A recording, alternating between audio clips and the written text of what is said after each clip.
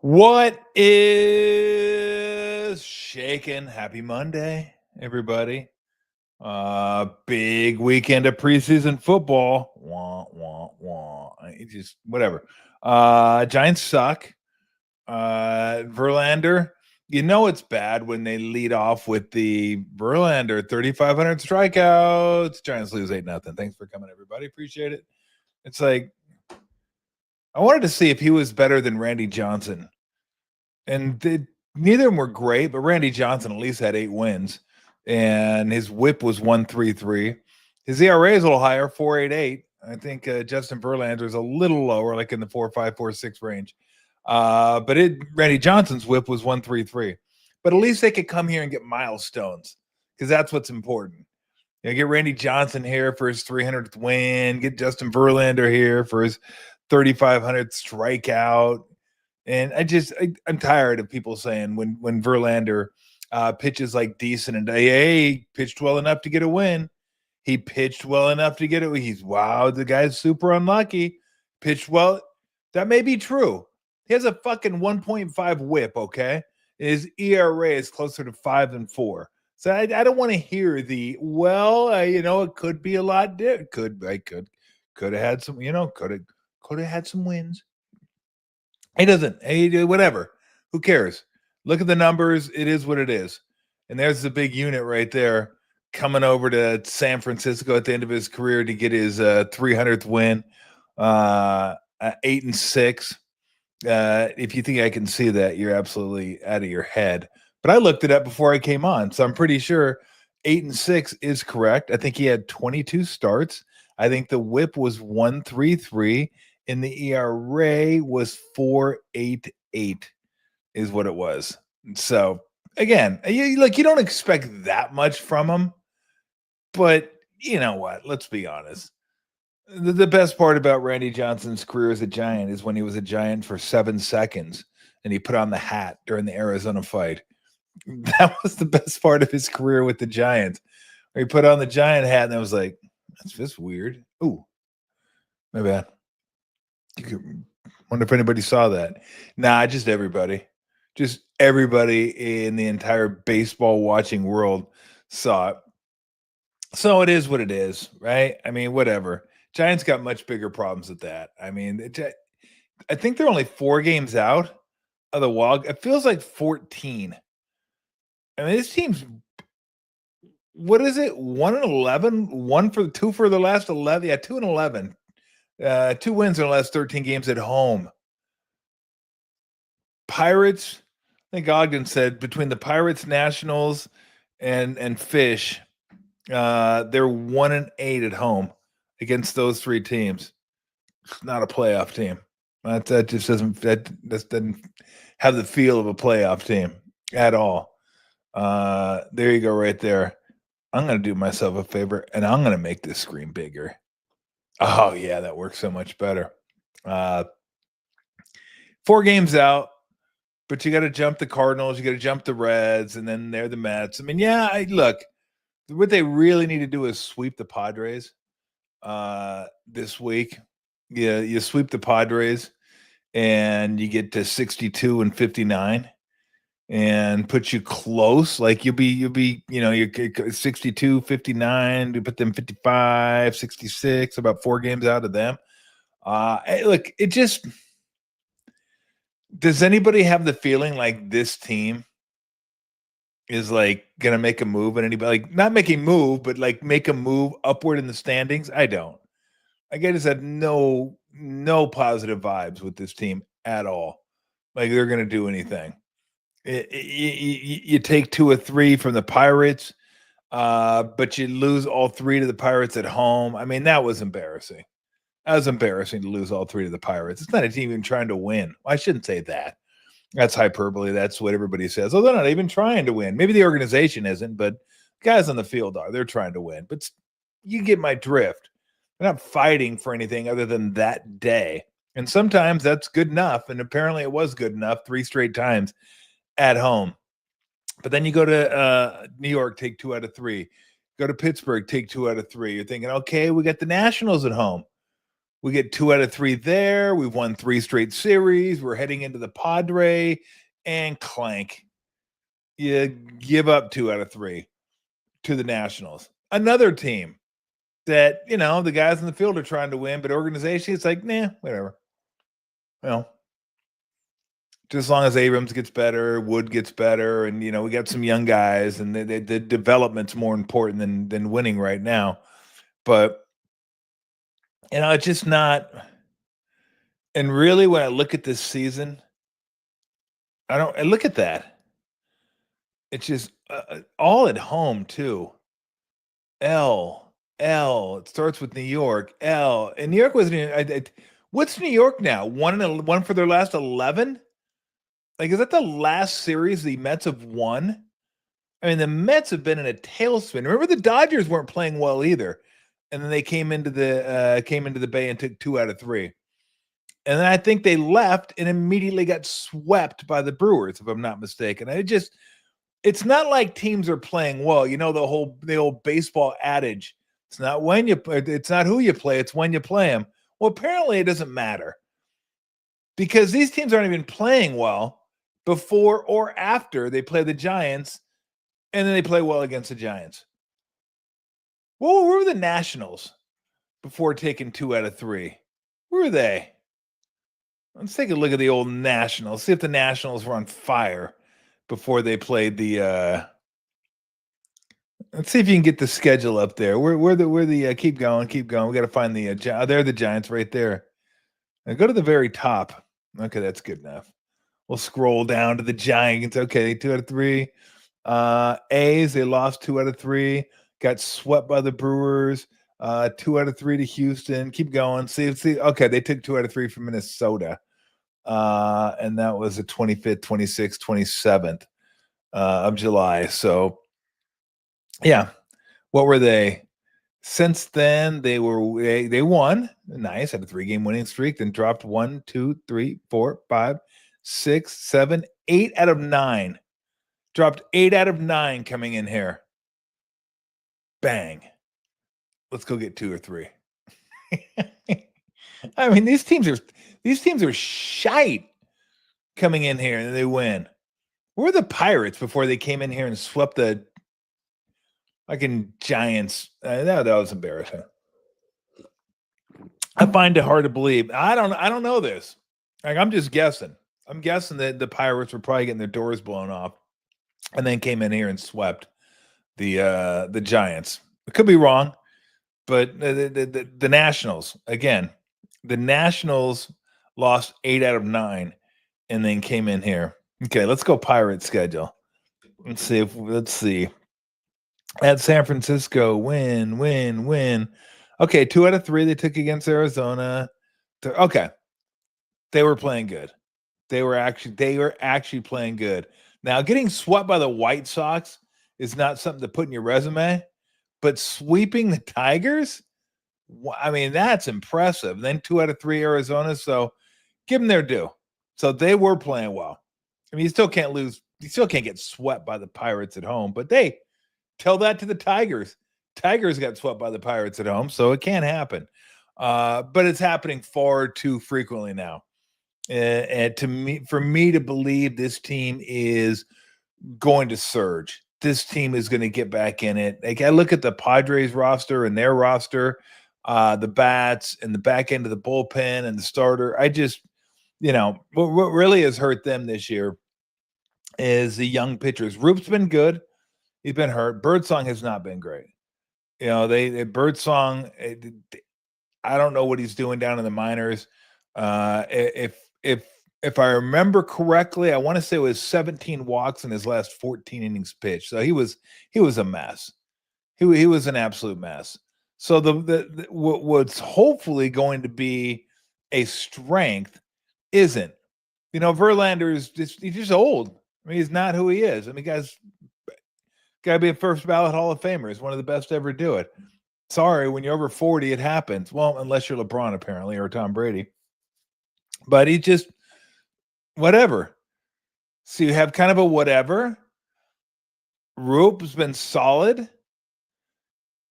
Birdsong, very underwhelming.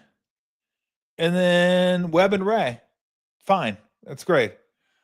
And even though the bullpen has the numbers, like I always threw those numbers out, like, oh, the best bullpen here, really the best. There was still something about that bullpen that didn't.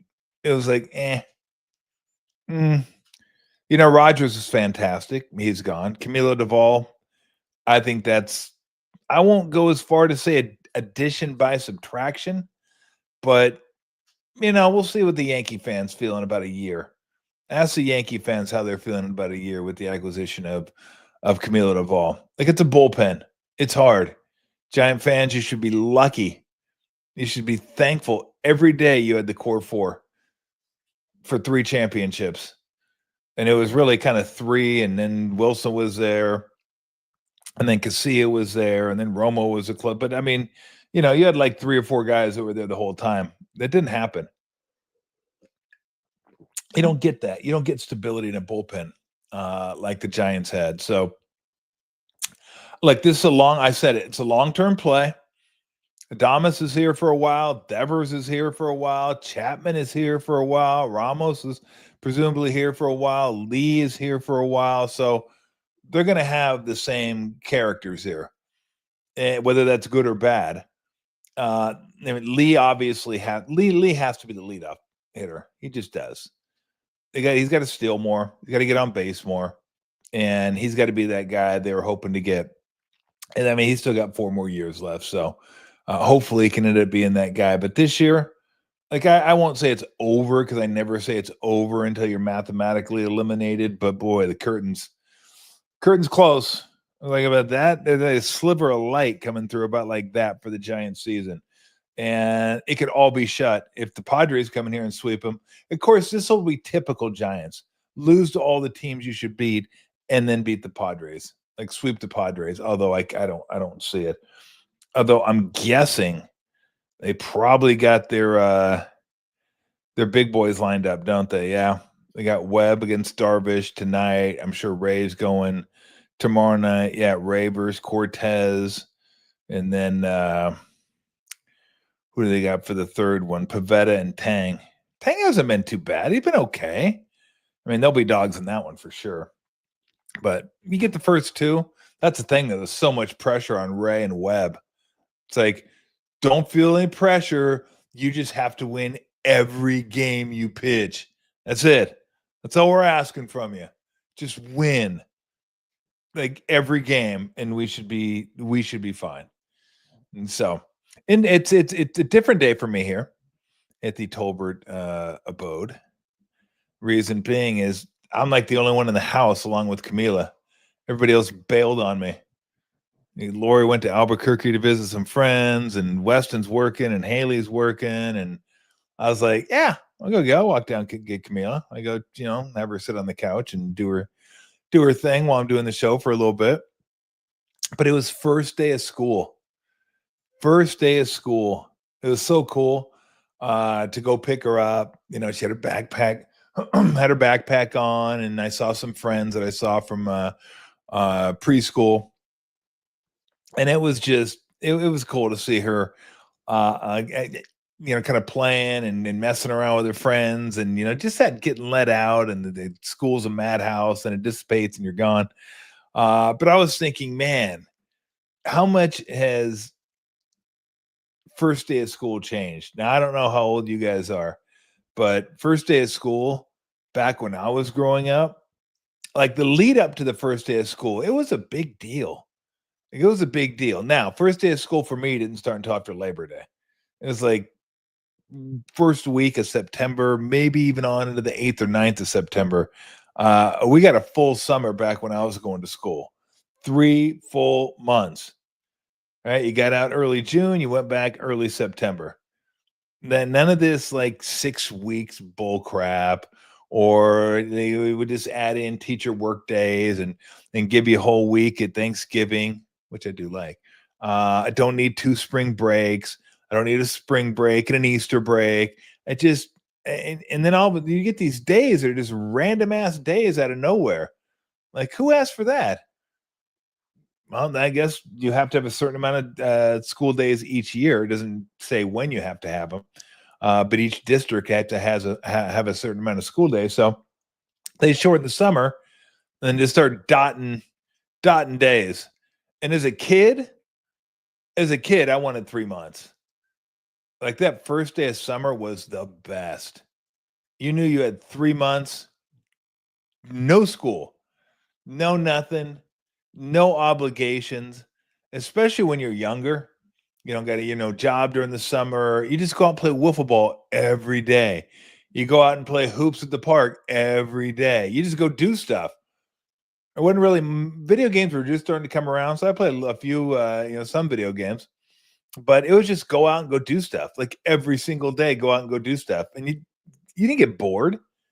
You get bored. You always had something to do. Go to your friend's house. You didn't have phones, cell phones. You had to go into a friend's house, knock on the door. What's up? Want to come out and play? Is Billy there? Can he come out and play? Is Steve there? Can he come out and play? Dumb. That was your day. You go walk around. Maybe mom give you a couple bucks. You go to the AMP and Mini Mart or 7-Eleven, grab a Slurpee or a Slim Jim. But it was. I mean, I loved it. But 3 months, man, and I didn't. It never felt long to me. I never said, "Man, I get back to school." But when it was time to go back to school, you had school shopping. I don't know if your moms used to take you school shopping. For me, it was almost an imperative because I grew so much. Like my school clothes from the year before didn't fit, so we'd go out and go school shopping. I remember when I was really young, we'd go out and get the Granimals, which is great. Match them easy. Just carnivore. You had like a tiger jeans. Just make sure you had a tiger or a lion or a bear top. Don't mix the carnivore and the herbivore. There were no omnivores that I was aware of with the Granimals. So it was easy. Get up in the morning. You know what you know who your carnivores are. You know who's in that phylum, and you also have the herbivores, and you're like, okay, I match them. Good. I get myself dressed. We're all ready to go. We're solid. I got your lunchbox. You got to have the lunchbox. No one has the lunchbox anymore. The metal lunchbox. I had the NFL lunchbox. I had the Kiss lunchbox. The Kiss lunchbox. That thing was outstanding. I love the kid with the Gene Simmons thermos. Thermoses were the best too. You had a little cup on the top. You just pour your drink in there and drink out of the cup. Beautiful. Love those things. To go like that was an event itself. To go shopping for your lunch pail, so to speak. That's basically what it is. Your lunchbox, your metal lunchbox. I don't remember the first couple of years. I don't think I had a thermos, and they came out with a thermos. I think I may have had a Hot Wheels one. Teenage Ninja Turtles, a little after my time, but yeah, you get the drift. Like it was awesome. Like that was your choice for the school year. That was a big choice to make. What lunchbox do I want to go with? I mean, do I want to go NFL? Do I want to go Kiss? Do I want to go? Yes, I had corduroys. Or some of the other ones. Like I'm trying to think of some of the TV. Oh, Scooby-Doo. Scooby-Doo. Your Scooby-Doo lunchbox. I don't think I ever had like I Dream of Jeannie or Gilligan's Island because those were the shows that I used to watch. Dukes of Hazzard. I don't know if I had a Dukes of Hazzard, but that was probably a little after my lunchbox days. I wasn't rocking the lunchbox in 7th grade. But so you guys know what I'm talking about. The Pac-Man, the whatever. I mean, there was Donkey Kong ones, but it was probably it did set the tone for the whole year. You're right. You're absolutely right. That and your pencils. Now, I always went NFL pencils. You got one for each team, and you brought it to school. And the Batman. Yes, the Batman. I never had a Batman lunchbox, but yes, there was a bunch of them. Spider-Man, a lot of superheroes. But the NFL pencils were the best. The kids. Whoa, really? You got a Get Smart lunchbox? Missed it by that much. I wish I would have had a Don Adams Get Smart lunchbox. That would have been amazing. I loved Get Smart. That was my favorite. The Cone of Silence. Get out of here. So you had the lunchbox and the pencils. To me, set the tone, and then the Peachy. I don't know if you guys had Peachies when you went to school. I had Peachies. Just a stupid little folder. Had some sports figures on the front, like yellowish. And it was like a cheap 99-cent folder. It did no collating going on with this thing. It was just stick papers in both sides and go home and figure it out when you get home. And that was it. So you get some Peachies, get some pencils, and you had to lay out the pencils by what month you wanted to use. Like, okay, I want to start strong. I was a Rams fan growing up, so I'd start with the Rams. Got to start with the Rams. But you wanted to save some good pencils for the end, right? So that could have been who were the Cowboys, Steelers, Dolphins. Trying to think who Vikings were really good back then. But I had NFL pencils longer than I ended up having Barbara Feldman, age 89. I ended up having NFL pencils a lot longer than they had the lunchbox. Because like I said, the lunchbox was like, you get out of 6th grade, you get into middle school, you're not rocking the lunchbox anymore. Like that you just can't do that. You can't pull that off. That's when you go to the corduroy shorts, the OP corduroy shorts, the comb in your back pocket, all that stuff. That set the tone. The lunchbox set the tone when you're like, 6th grade and less, maybe fourth, but maybe 6th. Because 6th grade, you're still in elementary school. But yeah, I love the way you put that. It did set the tone. Set the tone for the whole, like, God damn, I'm coming to school in this. I'm rocking this bad boy. Because to me, the NFL lunchbox was the best. The one that had all the helmets on it. It just had helmets. It's like the sheets and the comforter and the sham. I don't know if I had the sham included, but the pillowcases, love those things.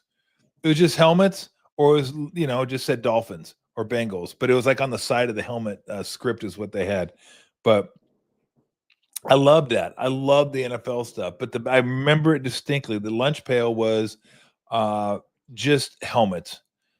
And I love the fact they have all the helmets on the side of the lunchbox. Beautiful. When I saw that thing, I knew immediately, boom, that's it. That's the lunchbox for the year. That's what we're getting. Looked inside, thermos. You know what was on the side of the thermos? The shield. That's right. No helmet, just the shield. NFL. Blue. Screw it. I'm good to go. Get your Tang or your Kool-Aid or your High C. Because back then, kids didn't drink water back then. Like, you were just a straight fucking narc if you brought water. If you brought water to school, I mean, you're getting made fun of for bringing water to school. Like, what's wrong with you? Bringing water to school? And why don't you get some jeans without holes in them? Before, holes in jeans were pretty cool. Because you were like the poor kid. You couldn't afford any juice, right? You had to get water. Now everybody drinks water. Why? Because it's good for you. Back then, you didn't know it was good for you. You just couldn't afford anything else. I'm going to go with water. Of course, you couldn't buy bottled water back then either. It was tap water. Of course, tap water back then wasn't that bad. So what are you going to do? So yeah, it was High C, Hawaiian Punch, Tang.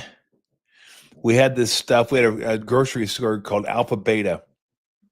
And back in Southern, it was in Southern California. And I don't even think they're around anymore. They had this stuff called Space Punch. It was fucking lime green. It looked like one of those dildos that they're throwing on the WNBA courts. That's like what color it was, like an Oregon uniform. And it was the filthiest punch it ever had. I'm like, Mom, like, I'm a kid and everything. I like sugar, but this is too much. This is like too much. Like, 99 cents for a gallon of this stuff. Just trying to get rid of it. It looked like something you put in your car, like windshield wiper fluid or something you put in your carburetor. It was bad. That was bad. And then you used to pack your own lunch all the time, peanut butter and jelly. Boom, good to go. Every once in a while, Mom would throw a lunch meat in there, just not bologna. Fucking not bologna. I'm not a bologna. I wasn't a bologna guy then, not a bologna guy now. I don't care if it's Oscar Mayer or not. No bologna. No bologna and cheese. Okay. Maybe go with some chicken, but lunch meats, you didn't have the options you have now. You can't go down and get like boar's head, get some London broil, or get some peppercorn turkey, or get some chicken, or get some maple ham. I mean, they have like 3 different kinds of turkey you can get if you go to the store. They didn't have that then.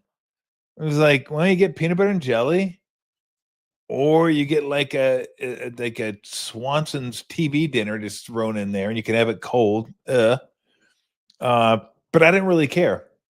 It didn't matter to me what I got, just as long as I got a crumb cake.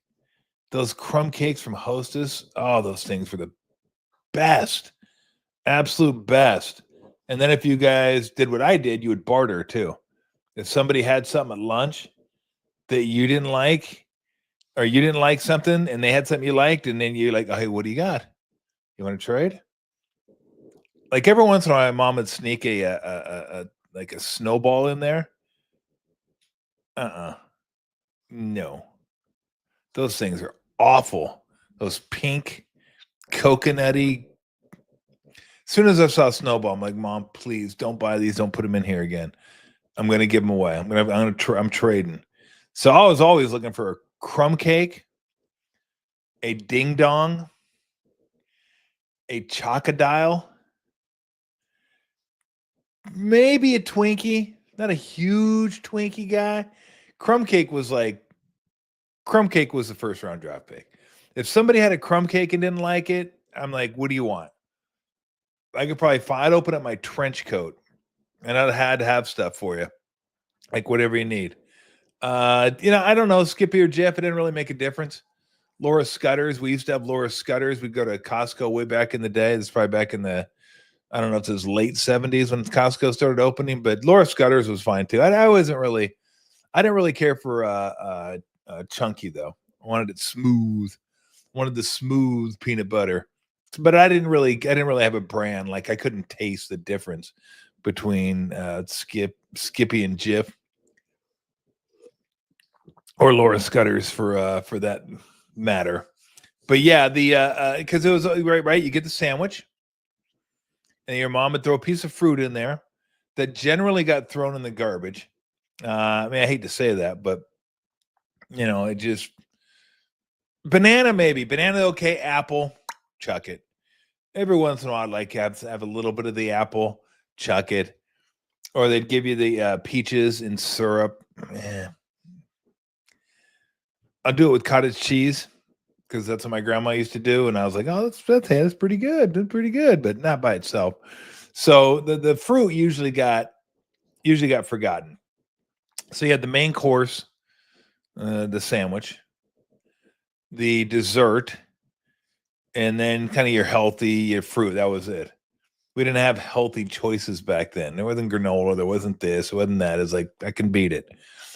Put this in your NFL lunch pail with some high C, peanut butter jelly, high C, crumb cake, banana. Now, tell me nutrition is more important than genetics. How the fuck did I get to be 6'8"? Okay. I ate Captain Crunch berries. I ate Quisp. I still love Quisp. You can't find it, but I didn't eat very good. Genetics, man. That's what it is.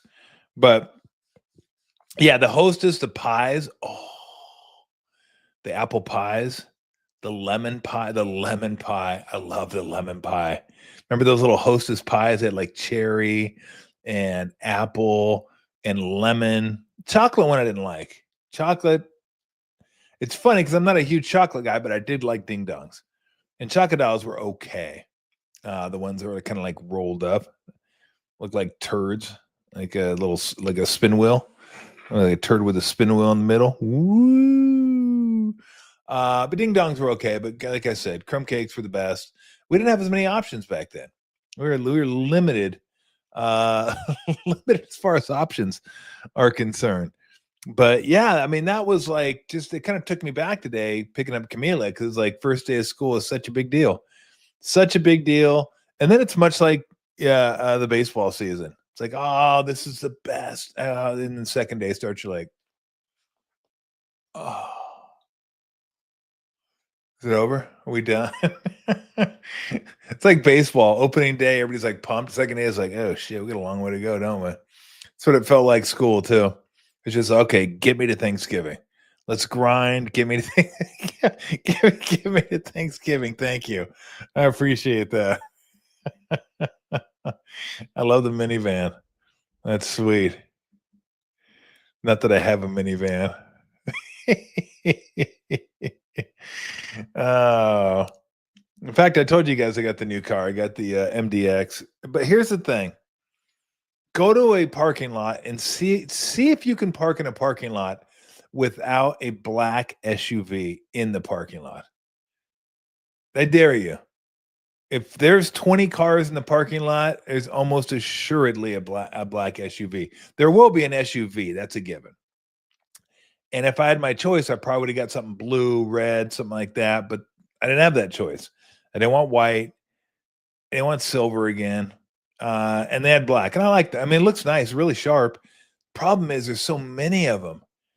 And I've already done this twice where you walk up to somebody else's car and you go to get in and you realize at the last second it's not your car. And you stop yourself. You're like, oh, man. Now, I two times I actually opened the door. Well, I'll tell you the story. So I was over getting dry cleaning, and another black SUV pulled up next to mine after I'd already went in. So I came back out, and I just wasn't paying attention, didn't look, and they left their door open. So this is on them. So fuck you. You lock your doors, would you? So I had all my clothes, and I opened the back door. I hang the clothes on the little the hand. I don't even know what you call that. You know what I'm talking about, though. Just hang my clothes inside. So hang the clothes inside. Open the front door. Go to get in. I was just about to sit down, and I realized, fuck, this isn't my car. I mean, because everything, the configurations were different, the seats were a little bit different, and I had my clothes in the back. I had my clothes. They hung up. We're ready to go. We're ready to go. We're good. And so I was like, oh God. Got out of the car, got my clothes, shut the door, and left. And they didn't see me coming. Uh, the other time was same thing. Black SUV pulled up, got out, went and did something, came back, opened the front door. There was a girl sitting inside there. She was actually sitting there looking up at me. Now that was freaky. And she startled me and I startled her. And I was like, oh, I'm truly sorry. I'm really sorry. I opened your door. I'm not, I'm not, I mean you no harm.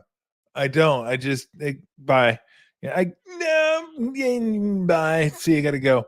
But yeah, just opened the door on her, and she wasn't paying attention. She just looked up. Yeah, that's what you want to see is me opening the door. What if I went? It scared the hell out of her. I think I did scare the hell out of her, but I just tried to put her at ease as quickly as possible. I mean you no harm. I mean you no harm. Let back away. But it'll probably end up happening again because black SUV. You get the black SUV, and there's just, I mean, a dozen black SUVs in literally every single parking lot that you go into. And so there you go. But I did enjoy the shot of me taking whoever's kids those were. I have no idea who that was. Probably just a picture of somebody, some hobos. Maybe they're, you know what? They're like hitching a ride to school. I just picked them up. It looked like second graders out there with the thumb up. You going my way? You going school? Gotcha. I gotcha. I got you. Get on in. All right. I guess I should talk a little, and by little I mean a little Niners, because again, you guys know how I feel about preseason football. I just do not.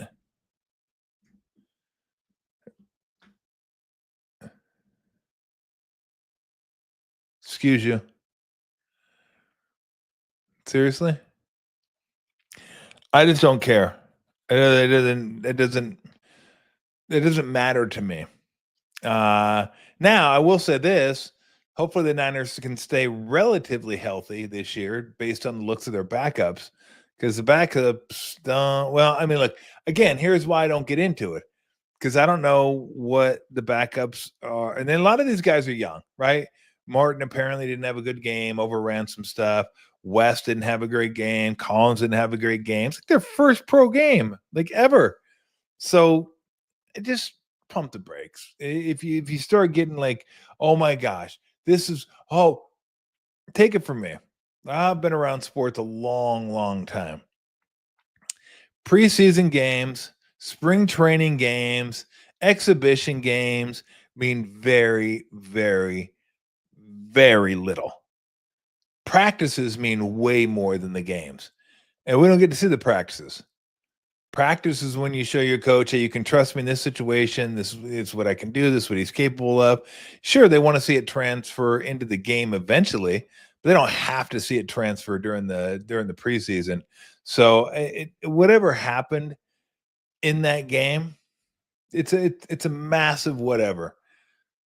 Like everybody that played, whether they played well, they didn't play well, Shedeur Sanders, whatever. Jackson Dart, whatever. Whoever, whatever. It just doesn't matter. Now, I do believe that you need to play in some of these games to get yourself ready for the regular season. You don't want to just come in cold and get yourself behind the 8 ball in September, but you don't want to overdo it. What's that line? Who knows? I don't think anybody knows. I mean, football is a freaky game. You got guys get hurt all the time. Rashawn Slater, starting left tackle for the Chargers, is out. Now he's not the starting left tackle for the Chargers. Joe Alt is. But that was just during practice. I mean, you just can't avoid it all the time. It's football. It's the nature of the beast. Guys are going to get hurt. The nature of the beast. So when it comes to preseason, I don't care. I don't. I mean, I think this team's going to have a good chance. It'll be interesting to see when Ayuk gets back. Looking for a good year from Ricky Pearsall. Juwan Jennings, whenever he signs, who knows when that's gonna happen. I'm not sure when Mustafa is gonna get back for that back end. Pinnick's gonna be there and Brown will be there, but I don't. I think if Green and Lenore healthy, they're fine there, and everybody seems to love Stout, and that's not the game because they didn't even play. Everybody loves him at practice, so. Tim Ryan even said during the telecast he thinks he'll be the starter at nickel. So if that's the case, the back end should be pretty good. But let's just wait till we start getting closer to the regular season. I did see something that didn't make a whole lot of sense to me, and why do I look at this? Like I'm just stupid for looking at this. I don't know what site had this. The Warriors were considering a Giddy for Kuminga trade. Like, why? Does anybody out there want Giddy? Like, he's okay. Like, I kind of like him. He does a little of this, a little of that. I just, like, I think people think you got to get this thing done now. It's like you can let it ride.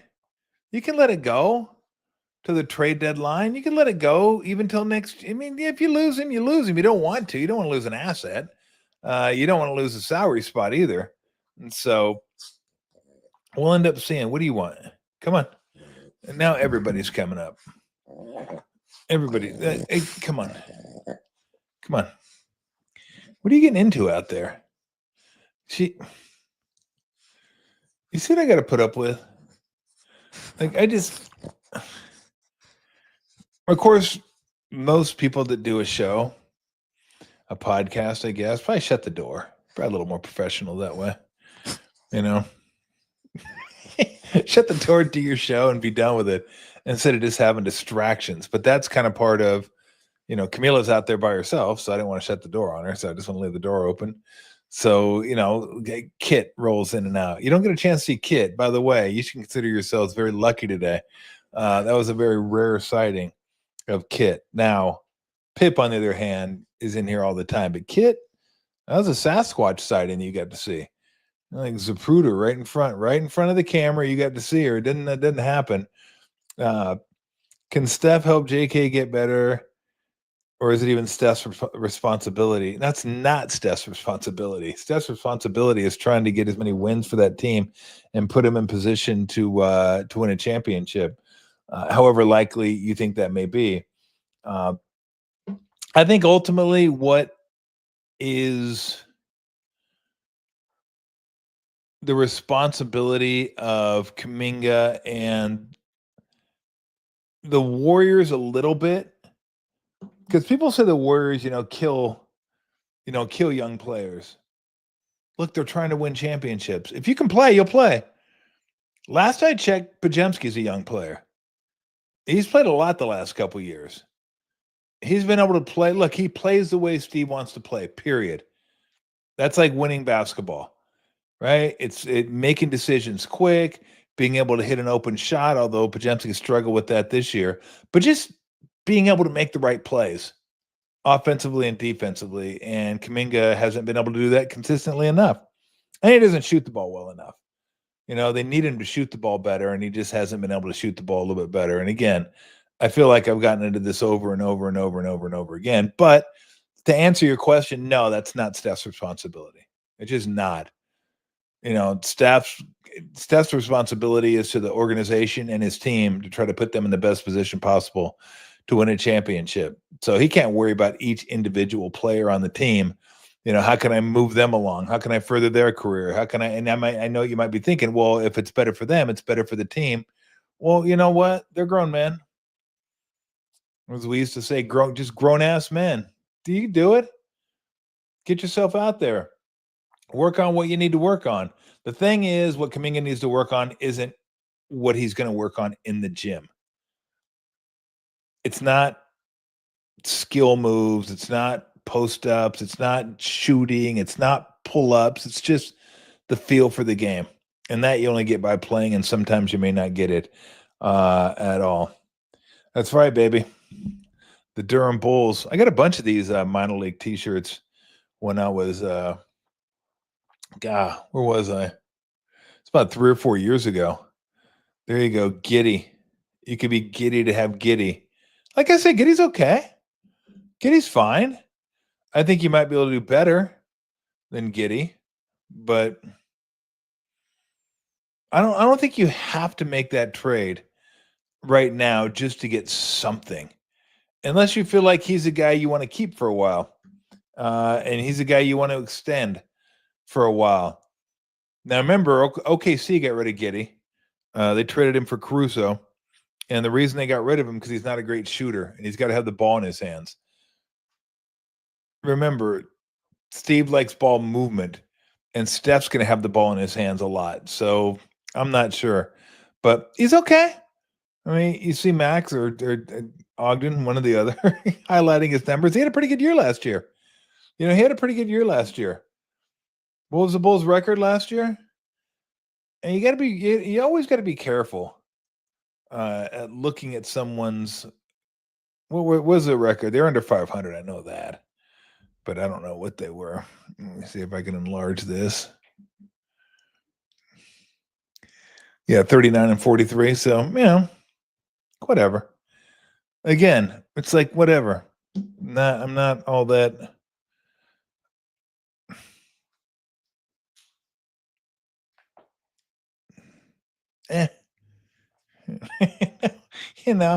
It's not one of those hell no. Like when I said DeAndre Ayton, hell no. It's not a hell no, but it's certainly in a hell yeah. It's just kind of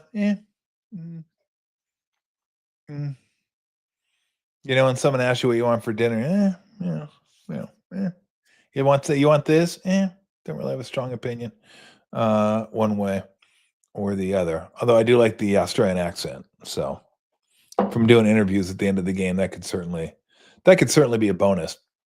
All right, we're going to get on out here today. We're going to cut it short. And we'll probably do 45, 50 minutes this week. Just because, again, I'm going to be taking care of schools out. No, schools in. And then Friday, I'm heading to Germany. So I'm going to try to do some stuff from Germany, just little short clips so you have to follow along for. I'm going to give you some a flavor of Germany. I want to take you on a little trip through the country. Little here, little there, little Berlin, little Frankfurt, little Prague, maybe shoot over to Luxembourg. Why? I don't know. Why not? I'm there. No, that's not going to be me. Yeah, we're going to be cruising Germany in that thing. That'll be sweet. That is me for the next 2 days, though. Although I'm not driving, and I would never wear that color of T-shirt. Would never do that. And I walk to go pick her up. I don't drive. All right, we're gonna get on out of here. Thank you guys for joining. I appreciate it. Sorry, it was kind of a short one today, but it will be for the next couple days. And then once football ramps up, you know what we got going. We got my buddy guy. My buddy Craig Bergman will be over on Sundays doing football shows. I think Brent Jones is going to join me on Mondays doing football shows. I think we're going to have Dennis Ranahan and Dr. Bob on Fridays breaking down football from a betting perspective. And so we'll get it going once. We'll be full bore, ready to go. I'm not your buddy guy. I guess he is my buddy guy. My buddy guy. He's my buddy guy. My buddy guy. So everybody have a great day, and we'll be back. We're going to try to do 1 o'clock and 1 o'clock.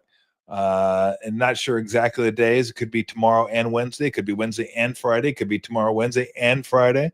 But we'll let you know well in advance of when we're going to do the shows. All right, everybody, have a great day. See ya.